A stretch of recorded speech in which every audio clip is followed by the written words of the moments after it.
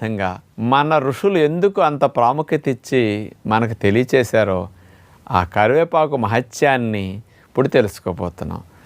ఎందుకు ఇట్లా విడిగా చెప్పాల్సి వచ్చిందంటే ఆ కరివేపాకు బ్రతుకు ఏరిపారేయటంతో అయిపోతున్నది. అవును.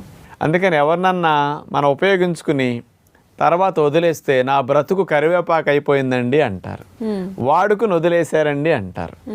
కరివేపాకు గురించి ఎన్నో అద్భుతాలు ఉన్నాయని సైంటిస్టులు నిరూపించారు. ఇప్పుడు 3 పరిశోధనలని, ముఖ్యమైన 3 ప్రధాన లాభాలు ఉన్నట్టు నిరూపించిన వాటిని కూడా మీ ముందుకు ఇప్పుడు ఉంచబోతున్నాను అన్నమాట. మొట్టమొదటిది, కరివేపాకులో మోహోనింబిన్ అనే ఒక కెమికల్ ఉందటండి. ఇది కొలెస్ట్రాల్ని తగ్గించడానికి, ట్రైగ్లిజరైడ్స్ అంటే బ్లడ్లో కొవ్వుని తగ్గించడానికి ఈ కెమికల్ ఉపయోగపడుతున్నది అని స్పష్టంగా